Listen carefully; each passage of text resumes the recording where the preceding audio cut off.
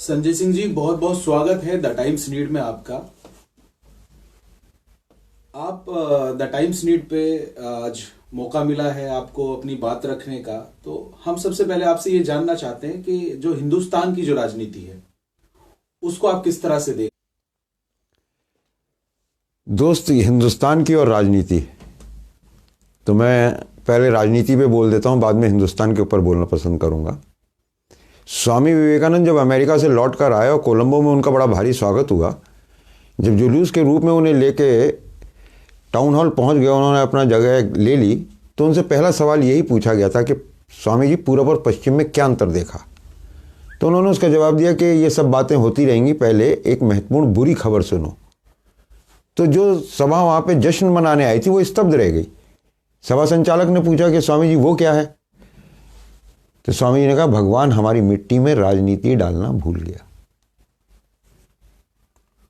It's a fact. अगर ऐसा नहीं होता तो अंग्रेजों ने हमें 190 साल जो हम पे हुकूमत करी वो ताकत के बूते पे नहीं करी, बुद्धि के बूते पे नहीं करी। जब वो यहां आए तो उनकी महारानी के पास हीरा नहीं था और यहां कोहिनूर था। उन्होंने हमें बटे हुए समाज को बांट के और तब ताकत को लिया। हर देश की आत्मा का एक केंद्र होता है, हमारी आस्था है, हम बिलीवर्स हैं, हम फेथ करते हैं। जापान के अंदर उद्यमिता है। आपने देखा कि वो कितने लेबोरियस हैं कि उन्होंने सुनामी के फौरन बाद अपने शहर खड़े कर लिए। फ्रांस की कलात्मकता है, खाना भी बना के पेश करेंगे तो ऐसा लगेगा जैसे गुलदस्ता आ रहा है। जर्मनी के प्रेसिशन है, बिल्कुल प्रिसाइज चीजें बनाते हैं, मशीनरी आज भी जर्मनी की सबसे अच्छी है। और ब्रिटेन की पॉलिटिक्स बताइए। हमारे अंदर पॉलिटिक्स नहीं है, उसी का खामियाजा आज हिंदुस्तान भुगत रहा है। आज हिंदुस्तान की हालत ऐसी है कि जैसे एक आदमी से गलती हो गई, उसे बादशाह के पास पकड़ के ले गए, उसने मुकदमा सुना और कहा कि भाई गुण दोष के आधार पर तेरा अपराध सिद्ध हो गया। इच्छा तेरी है, सजा में चाहे तो 100 प्याज खा ले, चाहे 100 कोड़े खा ले। उस आदमी ने दिमाग दौड़ाया कि भाई इतिहास गवाह है, कोड़े खा के कोई बचा नहीं और प्याज खा के कोई मरा नहीं। उसने कहा जी प्याज खा लूंगा। तो उसके सामने एक टोकरी में 100 प्याज रख दी गई, पर 10 प्याज खाते खाते उसके मुंह में आग, गले में आग, छाती में आग। उसे लगा कि मैं प्याज नहीं खा। उन्होंने पूछा भाई क्या बात। बोला कोड़े खा लूंगा। उन्होंने कहा तेरी राजी। फिर बांध के जब कोड़े मारने शुरू करे तो 5-6 कोड़े पड़ते पड़ते उसे लगा कि फैसला फिर गलत हो गया। प्याज से मरता नहीं मरता, कोड़े नहीं छोड़ेंगे। उसने कहा रुक जाओ भाई, रुक जाओ रुक जाओ। कि क्या हो गया कि प्याज खा लूंगा। होते होते वो 100 कोड़े और 100 प्याज दोनों पूरे कर गया। वो हिंदुस्तान का हाल है, या तो कांग्रेस की प्याज खा, नहीं तो मोदी के कोड़े खा। अब हिंदुस्तान ने फिर कहना शुरू कर दिया, थम जा भाई, थम जा थम जा। कि क्या कि प्याज खा लूंगा। तो पॉलिटिकली तो इस बार ऐसा लगता है कि पप्पू पास हो जाएगा। हिंदुस्तान की आपको बताऊं, आपके यहां बेस लाइन है, गर्व से कहो हम हिंदू हैं। जो हिंदुस्तान में रहता है वो हिंदू है, पर हिंदुस्तान है कहां। मैं मोदी जी से, जेटली साहब तो कॉन्स्टिट्यूशन ऑफ इंडिया पढ़े हुए हैं, भागवत जी से, इनसे सबसे पूछता हूं हिंदुस्तान है कहां। आप ही के संविधान में लिखा है इंडिया दैट इज भारत। तो हिंदुस्तान का क्या हुआ? हिंदुस्तान है क्या? यह भारत था, इसके पड़ोसी से हिंदू कहते थे। हिंदू का शाब्दिक अर्थ होता था काला नाटा चोर। जब वही लोग यहां आके बस गए, मुगल यहीं के हो गए, तो हिंदुस्तान बना। और हिंदुस्तान, भारत हारा हिंदुस्तान से और हिंदुस्तान हारा इंडिया से। जब ब्रिटिशर्स आए, उन्होंने इसे इंडिया कहा, तो 23 जून 1757 एग्जैक्ट वो डेट है जिस दिन पहली बार इंडिया के हाथ हिंदुस्तान की शिकस्त हुई। उस दिन वहां सिर्फ सिराजुद्दौला और रॉबर्ट क्लाइव की लड़ाई नहीं थी, वो हिंदुस्तान की और इंडिया की लड़ाई थी। और वो शौर्य की हार जीत नहीं थी, वो लड़ाई पराक्रम की नहीं थी, बहादुरी की नहीं थी, हुनर की नहीं थी, वो षड्यंत्रों की थी। दोनों तरफ से षड्यंत्र रचे जा रहे थे। तो हिंदुस्तान को आंख से तो दिखाई दिए सिराजुद्दौला और रॉबर्ट क्लाइव, लेकिन वहां दो बहुत महत्वपूर्ण व्यक्ति और थे। वो कभी स्क्रीन पे नहीं आए, वो बिहाइंड द स्क्रीन आज भी खेल रही हैं वो फोर्सेस। सेठ, बैंकर्स, सुनार, व्यापारी, बनिए, वो कभी पिक्चर में नहीं आए। तो हिंदुस्तान तो 1857 में जब इसने अंगड़ाई ली आखिरी बार के आज़ादी चाहिए और इंडिया से ये भिड़ा, तो 1857 का गदर था और उसमें हिंदुस्तान फाइनली डिसिसिव हार हो गई। इंडिया ने फिर सत्ता भारत के हाथों में सौंप दी, दो टुकड़े करके। ये दोनों की दोनों कम्युनिटीज, यहां दोनों बिलीवर्स हैं, हिंदू और मुसलमान दोनों बिलीवर्स हैं, दोनों के पास पॉलिटिक्स नहीं है। ये शौर्य से, पराक्रम से, मेहनत से, हिम्मत से, हुनर से हुकूमत बनाते थे। अब हुकूमत बनने का तरीका बदल गया। हिंदुस्तान का जो बंटवारा हुआ, इसके नॉन पॉलिटिकल कैरेक्टर के इसने बहुत बड़ी बड़ी कीमत अदा करी है। हिंदुस्तान का बंटवारा हुआ टू नेशन थ्योरी के ऊपर। ना हिंदू नेशन है, ना इस्लाम नेशन है। अरब में रहने वाले को मुसलमान नहीं कहते, अल्लाह पे ईमान लाने वाले को मुसलमान कहते हैं, और वो रब्बुल आलमीन है, चाहे अलास्का में हो, चाहे फिलीपींस में हो। Same is the case with Hindu. और टू नेशन थ्योरी पे दो रिलीजन्स को बांट दिया। कितने बड़े अकलमंद रहे होंगे महात्मा गांधी, जवाहरलाल नेहरू, बैरिस्टर जिन्ना। तो नॉन पॉलिटिकल कैरेक्टर की हिंदुस्तान कीमत अदा कर रहा है। आपसे मैं एक सवाल पूछता हूं। मैंने हवाई जहाज से लेकर और साइकिल पे हिंदुस्तान में चलते हुए सुप्रीम कोर्ट के रिटायर्ड जजेस से लेकर, हाई कोर्ट के रिटायर्ड जजेस और बड़े सीनियर वकील से लेकर और डॉक्टरों से लेकर, इंजीनियर से लेकर और आम आदमी तक पूछा कि 15 अगस्त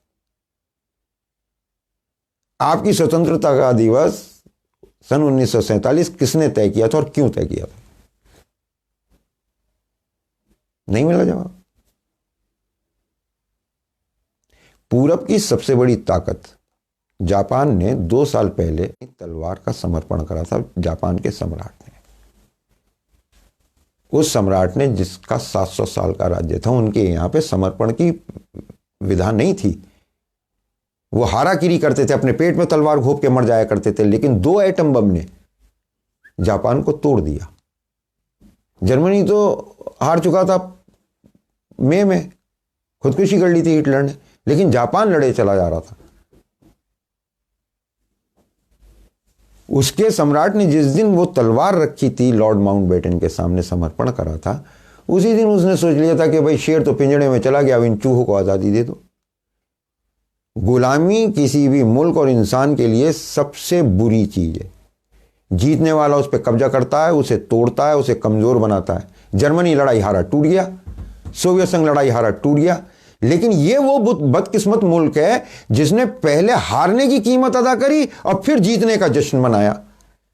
क्योंकि टूटा तो ये एडवांस में 14 अगस्त को पाकिस्तान अस्तित्व में आ चुका था। तो पहले इसने हारने की कीमत अदा करी कैश में, ये टूटा, और उसके बाद इसने फिर जश्न मनाना शुरू कर दिया गले में हारमोनियम डाल के कि दे दी हमें आजादी बिना खड़ग बिना ढाल, साबरमती के संत तूने कर दिया कमाल। और आप पॉलिटिकल हिस्ट्री देखिए इसकी। आजादी की लड़ाई के 4 बड़े हीरो, सुभाष जी को हम बाहर मान लेते हैं, गांधी गुजराती, जिन्ना साहब गुजराती, सरदार पटेल गुजराती। एक सारी प्रॉब्लम बस देश क्यों बर्बाद हुआ, क्यों पिछड़ गया, कि वो कश्मीर का ब्राह्मण जो इलाहाबाद में रहता था, सारे दोष नेहरू के ऊपर। पर ये गुजराती जो वर्चस्व की नीति है वो देश के लिए घातक होती जा रही है। जिस वक्त इंदिरा गांधी, लाल बहादुर शास्त्री की डेथ हो गई, नया प्राइम मिनिस्टर आना था। इंदिरा गांधी को बनाने के लिए, प्राइम मिनिस्टर बनाने के लिए के कामराज जैसे पावरफुल अध्यक्ष को अपनी पूरी ताकत लगानी पड़ी, क्योंकि सामने मुकाबले पे था मोरारजी भाई। और कुछ ही दिन बाद जब जनता पार्टी हुकूमत में आती है तो वोट और एमपी ज्यादा है चरण सिंह के, और प्रधानमंत्री बनता है मोरारजी भाई देसाई गुजराती। और आज की तारीख में तो सब कुछ गुजरातियों के हाथ में। वो खुद कहते हैं मेरी सबसे छोटी स्पीच 2015 के इलेक्शन में, मेरा गला खराब था, हम नारे लगाते घूमते थे दिल्ली में, मल्टीनेशनल के 3 दलाल, कांग्रेस, मोदी, केजरीवाल। तो एक दिन स्पीच देनी थी लेकिन मेरा गला खराब था। पर जब ज्यादा फोर्स किया तो मैंने उनसे कहा, अच्छा मैं 3 डायलॉग बोलूंगा, ये बता देना डायलॉग बोलने वाले का नाम क्या है, पिक्चर क्लियर, नहीं तो पूछ लेना। तो मैंने पहला सवाल पूछा, भाई और बहनों, मैं गुजराती हूं, व्यापार मेरे खून में है। पब्लिक में से बहुत जोर की आवाज आई, मोदी मोदी। मैंने कहा ठीक है भाई। फिर दूसरा सवाल पूछा, कुछ ही दिन पहले कह के चुके थे केजरीवाल साहब, मैं बनिया हूं, धंधा समझता हूं। तो 2-4 ने कहा कि केजरीवाल केजरीवाल।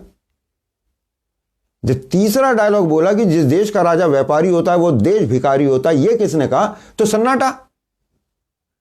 आचार्य चाणक्य के 2600 साल पहले कहे गए इस वक्तव्य को मैं किस खाते में डालूं? हुकूमत करना और व्यापार करना 2 अलग चीजें हैं। हुकूमत आई घंटी वालों के हाथ में और चली गई अब तराजू वालों के हाथ में। इस नॉन पॉलिटिकल कैरेक्टर की कीमत अदा कर रहा है हिंदुस्तान। और डेमोक्रेसी की पावर कि साहब 5 बजे से जस्ट पहले 120 साल की बुढ़िया को लेके आ गए हैं, चारपाई पे अंदर घुस गए हैं, पाला पार कर लिया, जैसे इंडियन प्रीमियर लीग चल रही हो कबड्डी की। और फिर मां कमल का बटन दबाए थे, उसे बटन नहीं दिख रहा, बेटा बटन कहां है? कि मां मशीन पे, उसे मशीन नहीं दिख रही कि मां के बेटा मशीन कहां है? कि मेज पे रखिए बेटा मेज कहां है? तो उंगली पकड़ के उसका बटन दबा दिया, वो भी राजा चुन। 24 साल का लड़का है, जवानी में अपने सपनों में घूम रहा है, उसके भी वोट की कीमत एक। उसके सपनों को इस मरती हुई आंखों की रोशनी से डेमोक्रेसी काउंटर कर देती है। इस वजह से इस देश का युवा परेशान है। एक तरफ कहते हैं समस्याओं का अंबार लग रहा है, प्रॉब्लम्स ही प्रॉब्लम्स है, तो सॉल्व कौन करेगा? जिसमें एनर्जी होगी, इट मींस यूथ। एक तरफ तुम प्रॉब्लम्स को रोते हो और दूसरी तरफ तुम सॉल्यूशन के लिए युवाओं को नहीं एंगेज करते। बनारस बनेगा कैसा? कि जापान से रिक्वेस्ट के क्योटो जैसा बना दो, तुझे एर्नाल्ड ना बना दें। तो हमें अपने आप को पॉलिटिकली एक्टिव करना चाहिए। मुस्लिम्स को इसके अंदर एक बहुत मेजर रेस्पॉन्सिबिलिटी इस बात की है कि हिंदू नशा किए हुए कलयुग चल रहा है, इसे अंधेरे में सुझाई नहीं दे रहा। मुल्क मुसलमानों का भी है, उन्हें ये जिम्मेवारी संभालनी चाहिए। अभी एक मूवमेंट चल रहा है, पिछले कई साल से सत्ता में चढ़ रहे हैं, सीढ़ियां बार बार उसके नाम पे मंदिर। तुम्हारा मंदिर डिसाइड नहीं हुआ, कोई बात नहीं, लेकिन अभी कुंभ के मेले में जितने लोग आते हैं वो हमारे साथ चलें। हम उन्हें हिमालय में दिखाएंगे कि गंगा का क्या हुआ। जो गंगा हिंदुओं के यहाँ ये कहा जाता है कि भगीरथ तपस्या करके लाया था अपने 60,000 पुरखों को तरवाने के लिए। जब गंगा राजी हो गई तो उसने कहा मेरा वेग कौन संभालेगा। तब भगवान शंकर की उपासना की गई, तपस्या की। तब उन्होंने कहा ठीक है मैं अपनी जटाओं में से ले लूंगा। आज वो गंगा बड़े बड़े डैम्स के रूप में ऊपर हिमालय में बंद पड़ी है। टिहरी के अंदर 42 स्क्वायर किलोमीटर की एक झील बनी है जिसकी गहराई 1 किलोमीटर है। उसके नीचे कई किलोमीटर तक 40-50 किलोमीटर तक गंगा की धार सूख गई। जो ये अपने मंत्रों में गाते हैं ना, कल्लोलिनी गंगा, नो मोर लेफ्ट, ये तो अपने अपने घरों पे ये गाते रहेंगे ऐसे, इन्हें पता ही नहीं है गंगा के साथ क्या हुआ। अभी 16 गंगा मर चुकी, 13 पे काम चल रहा है और 57 प्रपोज्ड हैं। गंगा और जमुना की वैली बिल्कुल सूख के तबाह और बर्बाद हो जाएगी। ऑल वेदर रोड के नाम पे जो इन्होंने पहाड़ में कटान किया है उसने उसे तबाह और बर्बाद कर दिया है। पर इस हिंदू को तो जैसे होता है ना होली पे दारू पी के होली है होली है, ये तो उसी मूड में चल रहा है। पर ये जिम्मेवारी तुम्हें भी समझनी होगी, सिख को भी समझनी होगी, मुस्लिम को भी समझनी होगी, क्रिश्चियन को भी समझनी, क्योंकि गंगा सबकी है। ये सभ्यता का मूल है। आस्था का प्रश्न बाद में आता है, पहले अस्तित्व आता है। आपके पास कोई और क्वेश्चन हो? लेकिन बताया तो ये जा रहा है कि ये देश सिर्फ हिंदू का है।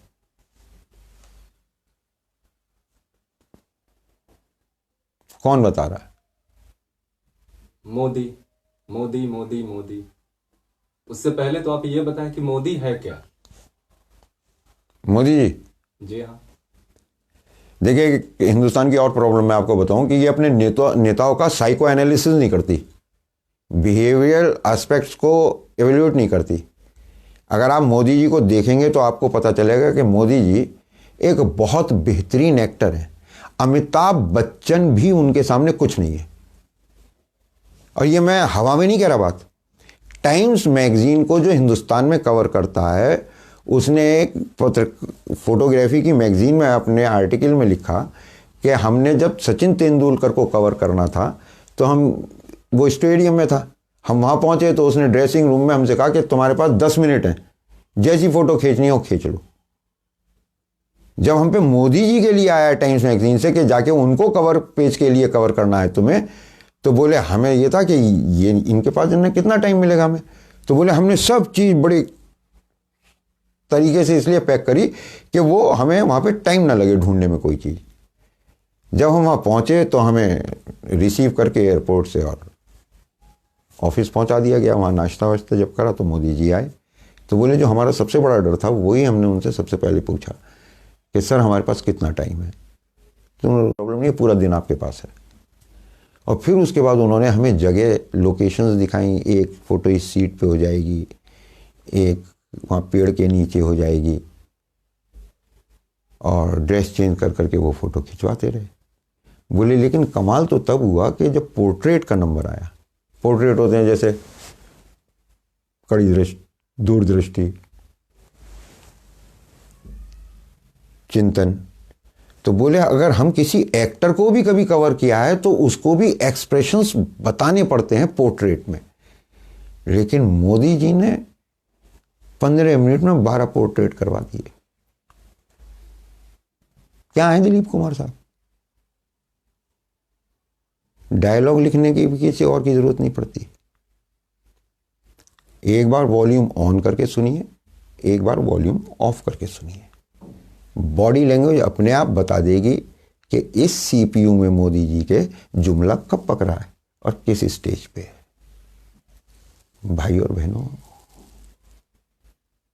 और इतने कमाल के आदमी हैं वो, तो हिंदुस्तान की जनता उनसे ज्यादा बड़ी कमाल की है कि वो अपने मुंह से वो 70 साल का हिसाब देते रहते हैं जिसे वो मांग रहे हैं।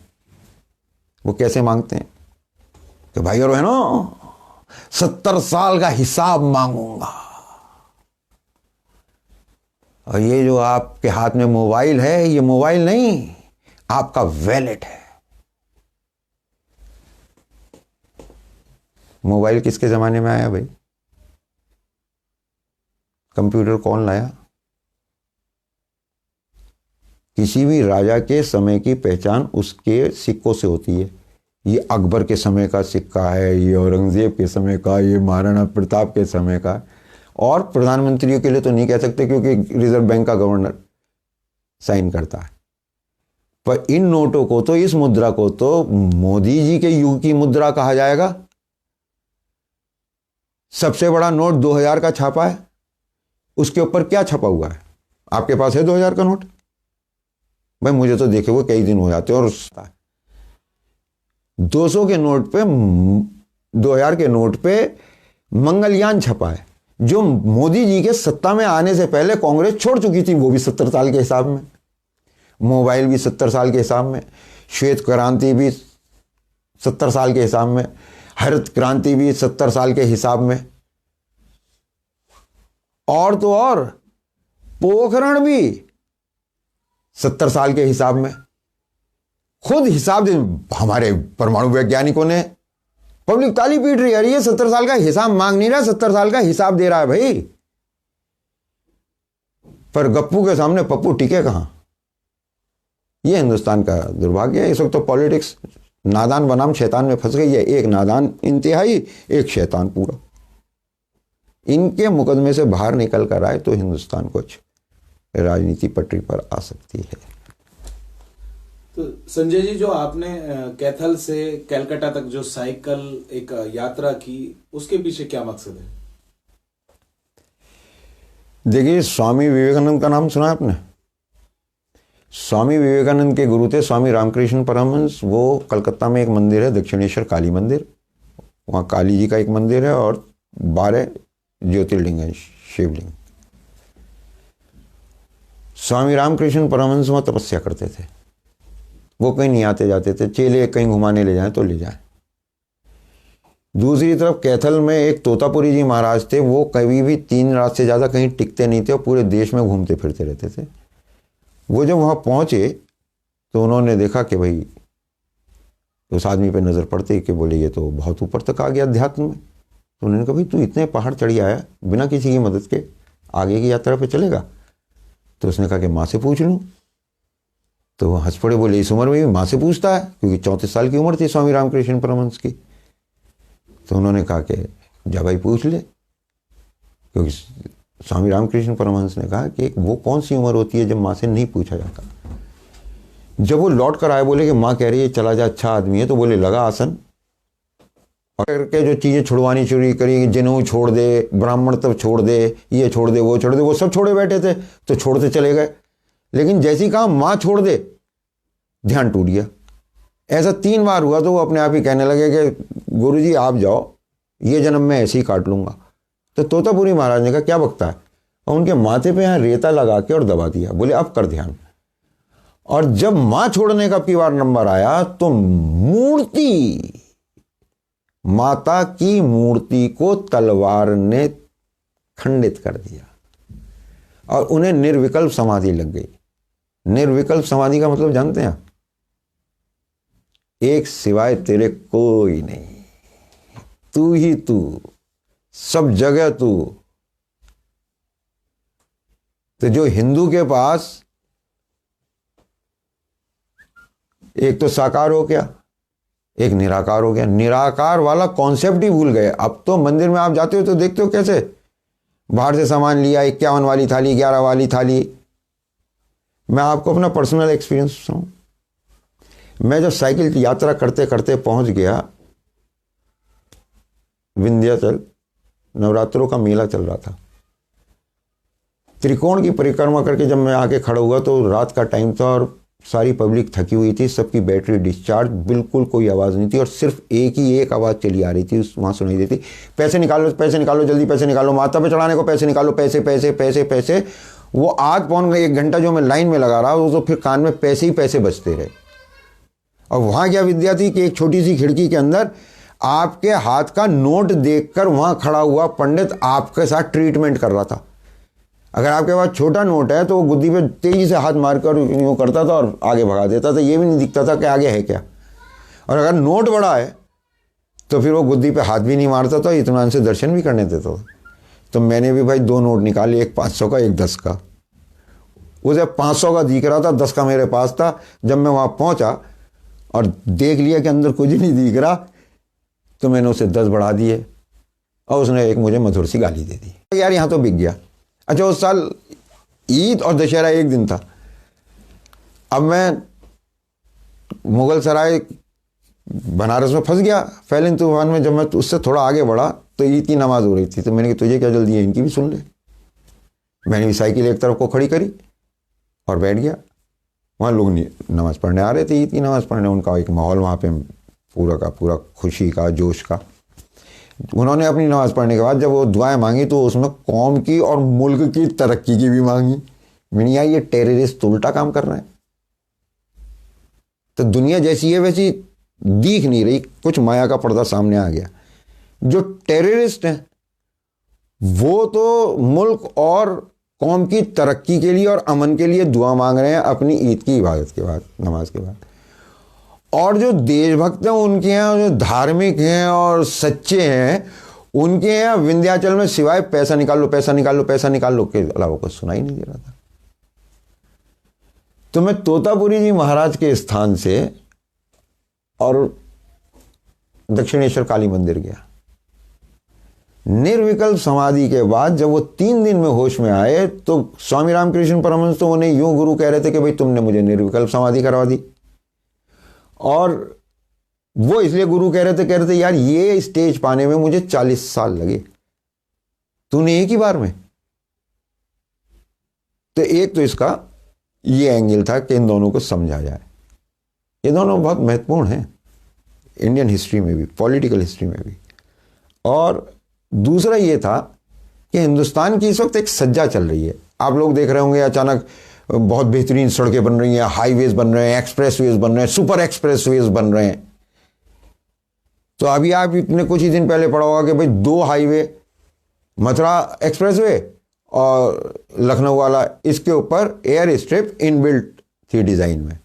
जिन पे जैसे दिल्ली मुरादाबाद जिन पे नहीं थी, एसओ के ऊपर सरकार ने परमिशन दे दी है। अब यहाँ पे एयर स्ट्रिप की तैयारी हो गई है। उन हाईवेज पे भी एयर स्ट्रिप पुल बन रहे हैं, इनके ऊपर भी एयर स्ट्रिप बनेंगे। आप पिछले 15 साल में पूरी दुनिया में सबसे ज्यादा हथियार खरीदने वाले मुल्क हैं, नंबर 1 पे बज रहे हैं बिना का गीतमाला में। इतने हथियार सऊदी अरब नहीं खरीद रहा, जिसके पास डॉलर जो है वो फालतू पड़े हुए हैं। खरीद क्यों रहे हैं? क्योंकि हमारे ऊपर उनके एजेंट्स हुकूमत कर रहे हैं। हमें एक युद्ध के लिए तैयार किया जा रहा है जिसके लिए हम तैयार नहीं है। हम ओलंपिक नहीं करा सकते, लेकिन चाइना और पाकिस्तान से एक साथ निपट सकते हैं क्या?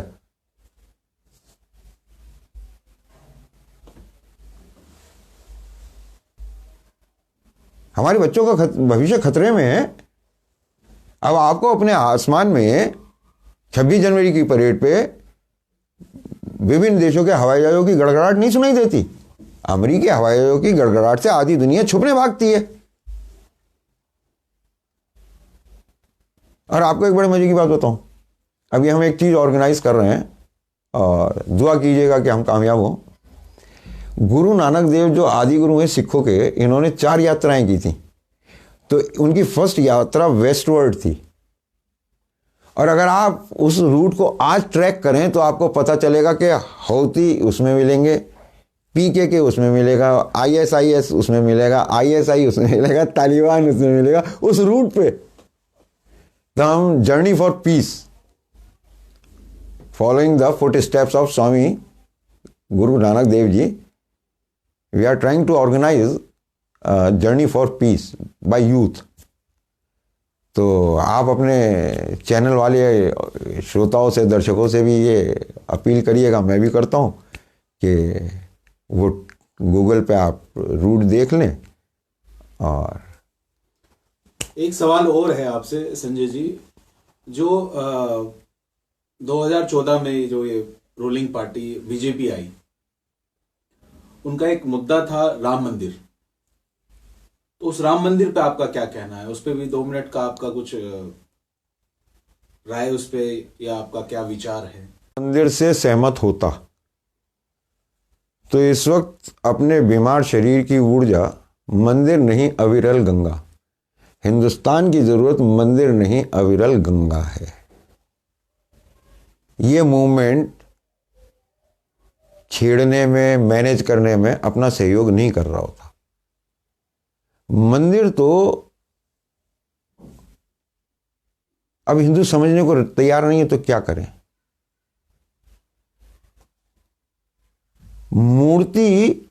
मूर्ति का हाल पता है क्या है? यहां आपको एक एग्जाम्पल सुनाता हूं।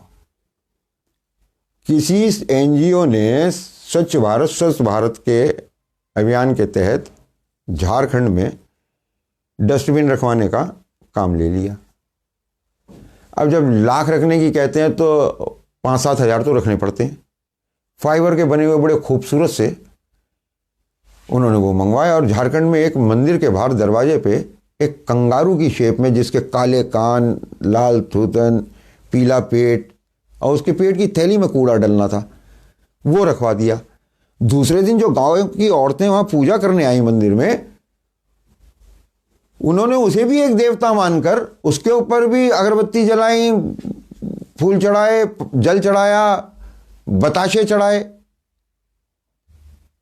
तो जहां अज्ञानता की ये हद हो, आज ये मूर्ति इतनी बड़ी, ये मूर्ति, अरे मूर्तियां सब गिरने के लिए होती हैं, सिर्फ समय की बात होती है। कोई मूर्ति सदैव के लिए नहीं है। इनकी समझ में नहीं आ रहा। वो जहालत का दौर है। जब इंसान की जिंदगी की कि तुम कीमत कुछ नहीं समझ रहे। नशे तुम्हारे देश के अंदर बढ़ते चले जा रहे हैं, हर तरीके की बदचलनी और बदकारी को तो आप सरकारी प्रोटेक्शन दे रहे हैं, बढ़ावा दे रहे हैं। आपकी सुप्रीम कोर्ट भी ऐसे ही कर रही है। ऐसा पीरियड तो मुसलमान पहले देख चुके हैं, जहां पे 365 देवी देवताओं की पूजा होती थी, जिन पे चढ़ावा चढ़ता रहता था, जिस पे खा खा के लोगों के पेट अफरा रहे थे। कोई मॉरल वैल्यूज वहां नहीं बच रही थी, पर उन्होंने उस अंधकार में से उन्हें रोशनी मिल गई।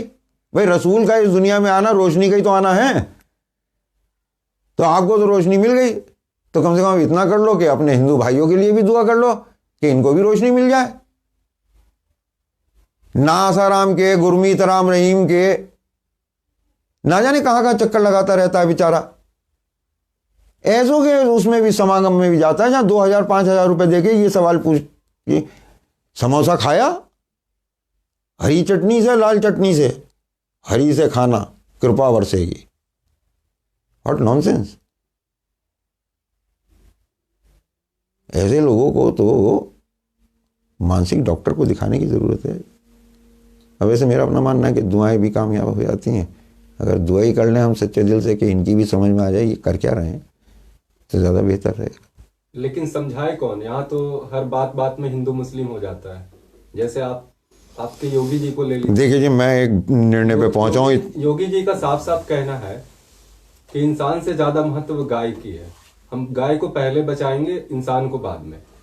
भाई देखिए, बस एक सेकंड, उनसे कहिए कि हाथ जोड़ रहे हैं आपके, आप गाय के ऊपर तरस खाइए और उसकी चर्चा बंद कर दीजिए। वो शहर में प्लास्टिक खा के मर रही है, वो गौशालाओं में मर रही है, क्योंकि उस प्रॉब्लम का सॉल्यूशन ये देना नहीं चाहते। हर गांव में गाय के नाम की गौचरान की जमीन है और ये हरामखोर खा गए। गाय की जमीन गाय को लौटा दो। गाय अगर खा के खड़ी रहती है, या कोई जानवर जिसे टहल के खाना होता है, अगर वो बंधा रहता तो उसके तो दूध की क्वालिटी वैसे बिगड़ जाती है। तो उसकी जमीन तो खा गई ये। और जहां तक रही योगी जी की बात, तो एक बात बहुत ध्यान से सुनिए आप। सोनिया गांधी को अपने बेटे में नेता नजर आया, मुलायम सिंह यादव को अपने, अमिताभ बच्चन को अपने बेटे में अभिनेता नजर आया।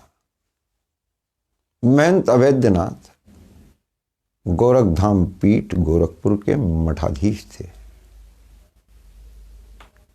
वो सन्यासी थे, नाथ संप्रदाय के, संतान नहीं कर सकते थे, तो उन्हें अपने भांजे में योगी नजर आया। घर का माल रहा तो घर में ही।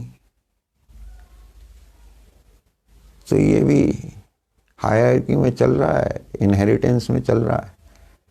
अब आप उन्हें योगी कहते हो तो ना तो वो मुझे भाषा से, ना चेहरे पे व्याप्त उनके भावों से, वो तो मुझे किसी तरीके से योगी लगते नहीं। हिंदू को इतनी पहचान तो कम से कम है कि अगर उसके सामने योगी आ जाए तो वो पहचान लेगा कि हाँ यार, इसका तेज अलग है। इन्हें तो हमने संसद में रोते हुए देखा है, तो इनको ज्यादा सीरियसली लिया ना जाए। तो देश में गाय के नाम पे जो लिंचिंग की गई है, तो उस पे जो हिंदू भाई हैं वो उनका क्यों नहीं विरोध करते हैं? देखिए, विधि का विधान है, नेचुरल लॉ है कि गुस्सा आए किसी पे, उतरता कमजोर पे।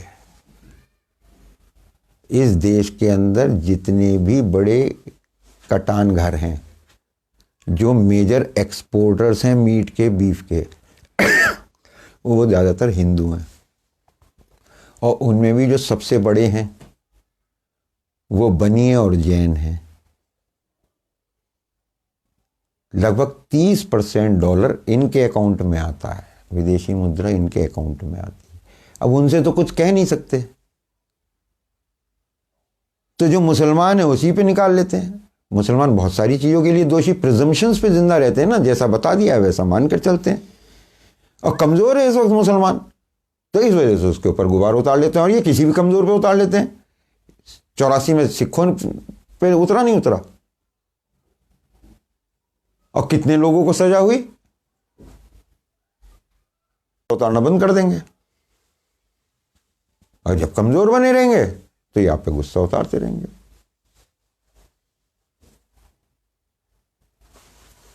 संजय जी, अभी हाल में जाफराबाद से कुछ लोगों को, मुस्लिम भाइयों को उठा लिया गया है। भाई तो सब हैं।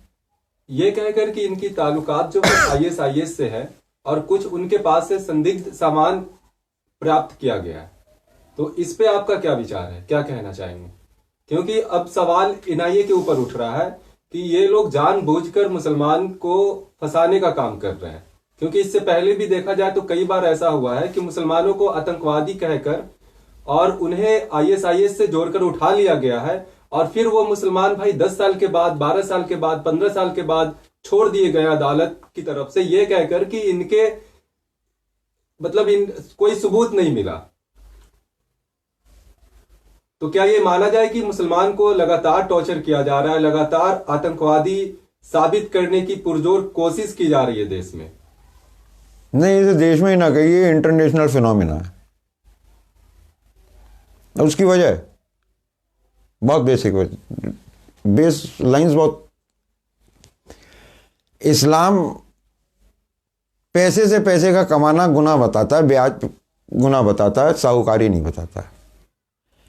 ये पूरी वर्तमान व्यवस्था चली साहूकारी पे रही है।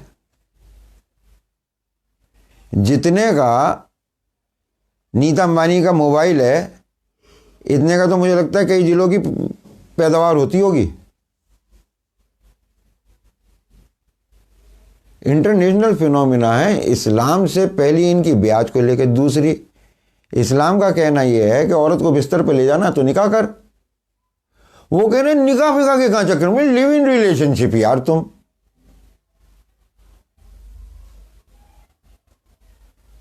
तो ये औरत को लेकर लड़ाई है। और आप अभी डेवलपमेंट देखें, हिस्ट्री में एक बहुत तगड़ा डेवलपमेंट हुआ है, अभी बहुत चेंज, टर्निंग पॉइंट आया है। पर चूंकि हम लोग तो सऊदी अरब के अंदर, जहां मक्का और मदीना है, पूरी दुनिया में एकमात्र एक चीज ऐसी जो कहीं ना कहीं इस वक्त दी जा रही होगी, वो अजान होगी। वो पूरी दुनिया में कहीं ना कहीं चल रही होगी। और जो सोसाइटीज और कंट्रीज आज समानता की बात करते हैं, तो आपको शायद मालूम होगा कि जो सबसे पहली अजान दी थी वो हजरत बिलाल ने दी थी। तो जरा उनका स्टेटस मालूम कर लें कि वो कैसे। उसी के गढ़ में इन्होंने एक सोफिया नाम की रोबोट को नागरिकता दिलवाई है सऊदी अरेबिया की। जापान जो रोबोटिक्स में इतना आगे है, सिंगापुर जो इतना, हांगकांग जो इतना आगे है, जर्मनी जो इतना आगे है, कनाडा, अमेरिका, फ्रांस, इंग्लैंड, उन्होंने नहीं दी, उन्होंने दिलवाई है। यहां नागरिक के कुछ अधिकार होते हैं। तुम एक तरफ तो मशीन को नागरिक के अधिकार दे रहे हो, और दूसरी तरफ इंसान के बच्चे को उसकी मां की कोख में। अब अफगानिस्तान में चाहे 200 लोग एक बारात में शामिल हैं, निकाह में शामिल हैं, ऊपर से ड्रोन से देखो, अरे ये तो बहुत सारे जमा है, टक देने से मारा, उसमें प्रेग्नेंट औरत का बच्चा भी उसके पेट में भी मर गया। तो इंसान के बच्चे को उसकी मां की कोख में मार के मानव रहित जहाज से आप मानवता के रक्षक बन रहे हैं। तब भी आपकी समझ में नहीं आ रहा कि फिल्म क्या चल रही है। तो ये जो टर्निंग पॉइंट आया है कि इन्होंने उसी जगह पे इस तरीके से करवाया, तो मेरे को ऐसा लगता है कि हर समझदार इंसान को जो थोड़ी बहुत अकल रखता हो, उसको अपना हाथ खड़ा करके उस जमात के साथ खड़ा होना चाहिए जो इंसानियत की बात कर रहा है। आप इंसानों की जमात में जाके खड़े हो, मशीनों वाली में ना जाके खड़े हो।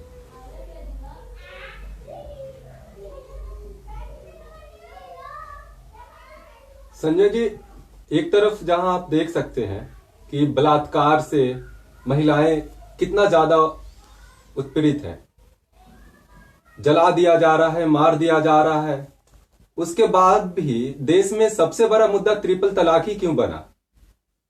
जबकि सुप्रीम कोर्ट की तरफ से स्टेटमेंट जारी किया गया था कि इंस्टेंट तलाक जो, तो अभी जो बिल पास किया गया है बीजेपी भाजपा की तरफ से लोकसभा में, उसमें यह बताया जा रहा है कि जो ट्रिपल तलाक है उसमें अगर कोई पति अपनी पत्नी को तलाक देता है तो उसको 3 साल की सजा दी जाएगी। तो सवाल यह है कि जब वो तलाक हुआ ही नहीं तो सजा किस बात की? और ये भाजपा वाले जो है, बीजेपी वाले हैं, ये इतना ज्यादा हाय तौबा मचा क्यों रहे हैं? देखिए, हाय तौबा तो यूँ मचा रहे हैं कि कोई रोटी रोटी की आवाज़ ना सुनाई देने लगे, रोज़गार की आवाज़ सुनाई ना देने लगे, इलाज की तकलीफ की आवाज़ ना सुनाई देने लगे। तो मुनाफाखोरों ने शोर मचा रखा है, मोदी मोदी मोदी मोदी। और सबसे आसान तरीका जो है वो सामने खड़े करने का, बराबर की टक्कर देने वाले का, वो हिंदू मुसलमान का ही बनता है। मुजफ्फरनगर के दंगे आप जानते ही हैं, पहले हिंदू मुस्लिम होता था, अब की बार जाट मुस्लिम हुआ वहाँ पे। ये पॉलिटिकल दंगा था। इन लोगों को इतनी सीरियसली लेने की ज़रूरत नहीं है, सिस्टम के फेलियर है ये, आप उसकी चिंता करें। आपकी सिस्टम के अंदर 3 चीज़ें हैं, legislative, executive and then judiciary. तो लेजिस्लेटिव का हल बता दूं, रन बनाने वाले संसद में अजहरुद्दीन, तेंदुलकर, चेतन चौहान, फिल्म बनाने वाले संसद में, फिल्मों में नाचने गाने वाले संसद में, शराब बनाने वाले संसद में, सड़क बनाने वाले संसद में, और तीसरी चौथी पीढ़ी के, दूसरी तीसरी चौथी पीढ़ी के मूर्ख बनाने वाले संसद में। और संसद क्या करती है? कानून बनाती है। अब हेमा मालिनी कानून बनाएगी, संजय सिंह बहस करेगा, या जिलानी साहब बहस करेंगे, मार्कंडे काटजू सुनेगा। ये इस देश का है, लेजिस्लेचर का हाल। एग्जीक्यूटिव में कार्यपालिका, अगर किसी के घर में कोई लड़का आईएएस, बच्चा आईएएस या आईपीएस बन जाए तो उसके दादा तक को लोग इंटेलिजेंट बताने लगते हैं, और लोगों का उसके प्रति तरीका बदल जाता है, सोच बदल जाती है। उनका क्या हाल है? अगर संजय सिंह को बाल कटाने होते हैं तो बिल्कुल टेंशन नहीं होती। उसे मालूम है नाई की दुकान में जाएगा, नाई मिलेगा, बड़ा ही नहीं मिलेगा। ठीक कराने होते हैं, उसे बिल्कुल टेंशन नहीं होती। उसे मालूम है मोची के पास जाएगा, मोची मिलेगा, लोहार नहीं मिलेगा। लेकिन जब डीएमके या एसपी एसएसपी के कमरे में घुसना होता है ऑफिस में, बहुत टेंशन होती है। 4 बार सिर खो जाता हूँ। अंदर आईआईटी का इंजीनियर मिलेगा, एमबीबीएस डॉक्टर मिलेगा, एमए पॉलिटिकल साइंस मिलेगा, एमए हिस्ट्री मिलेगा, एमए इंग्लिश मिलेगा, क्या मिलेगा? डॉक्टर का एडमिनिस्ट्रेटर कैसे बना देते हैं भाई, यही जानते हैं चमत्कारी पुरुष। एक बार एक मुकदमे में, सुप्रीम कोर्ट में, मेरे एक मुकदमे में यूनियन पब्लिक सर्विस कमीशन को भी एक एफिडेविट देना पड़ा। तो जो वहाँ से एफिडेविट लेके आए थे वो आईएएस थे, तो मैंने उनसे भी यही सवाल पूछा था कि आप एक डॉक्टर का एडमिनिस्ट्रेटर कैसे बनाते हैं? तो उन्होंने बताया लाल बहादुर शास्त्री इंस्टीट्यूट हम ऐसे ट्रेनिंग देते हैं, ये देते हैं। जब उन्होंने सब बता दी तो मैंने कहा अच्छा, एक क्रिकेट का खेलने वाला तेंदुलकर दे रहा हूँ, उधर से हॉकी वाला तेंदुलकर निकाल दो। डॉक्टर का एडमिनिस्ट्रेटर बना देते हैं। और जुडिशरी की हालत अभी तक तो यही तय नहीं हुआ कि हायर जुडिशरी का अपॉइंटमेंट होगा कैसे।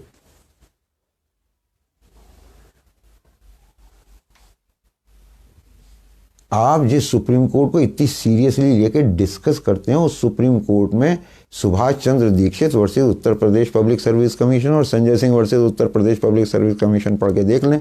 सुप्रीम कोर्ट को तो साधारण अर्थमेटिक्स नहीं आती, अंगणित नहीं आती,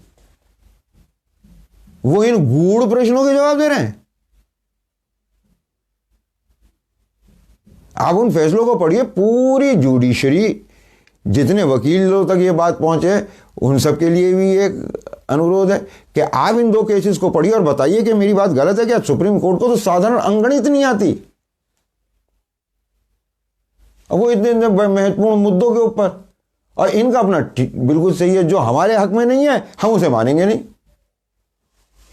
तो ये जो ढोंग ढकोसला चल रहा है, प्रेशर कुकर की सीट ही है। मुझे पता है सुप्रीम कोर्ट ने क्या कहा। सुप्रीम कोर्ट तो कहती रहती है, उसके यहां सरकार झूठे हलफनामे दे देती है, सुप्रीम कोर्ट क्या कर लेती है। तो सिस्टम कोलैप्स कर रहा है, और इस टाइम पे सिर्फ और सिर्फ वो बचेंगे जो एकजुट होके मजबूती से साथ खड़े होंगे, जो दर्द समझेंगे एक दूसरे का, सिर्फ वो ही लोग।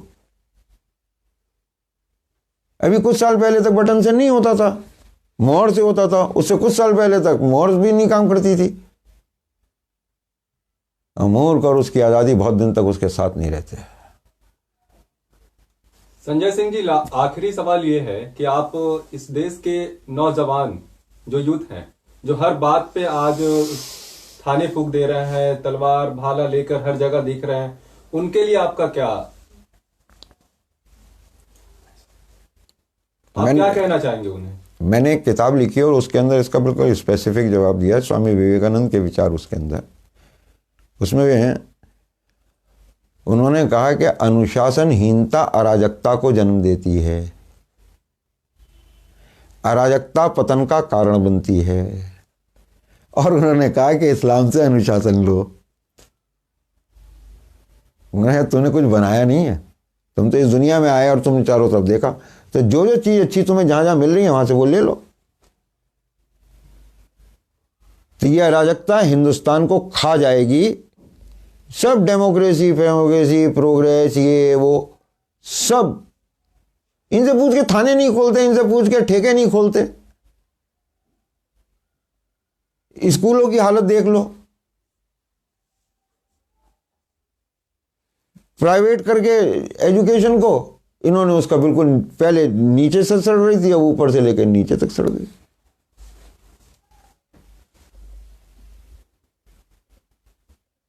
तो मुस्लिम हो चाहे हिंदू हो चाहे कोई भी हो, अनुशासन, सड़क पे आकर अगर हर चीज तोलने लगे तो गुरु न तराजू बचेगा न बाट बचेगा।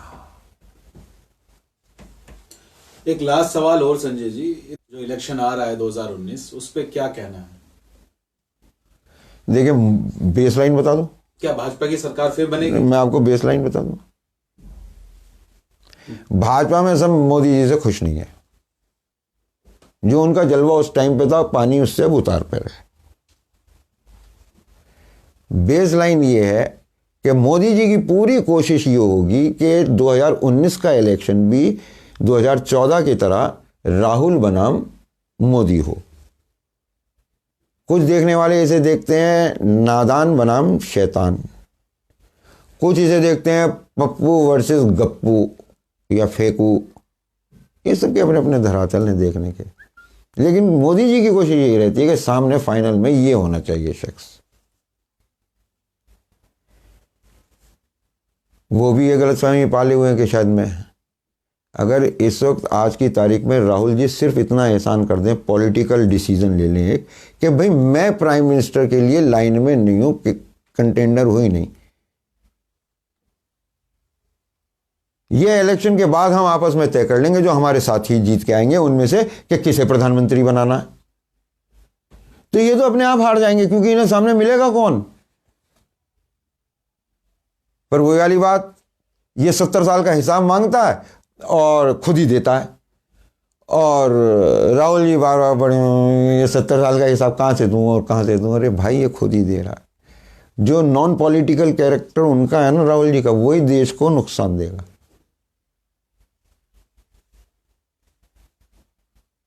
बहुत बहुत शुक्रिया संजय जी, आप लोगों का शुक्रिया, जो मुझे सबसे पहले अदा करना चाहिए था अपने प्लेटफॉर्म को प्रोवाइड करने के लिए, वो मैं अब लास्ट में कर दे रहा हूँ। और बाकी सबसे सत श्री अकाल, राम राम, खुदा हाफिज।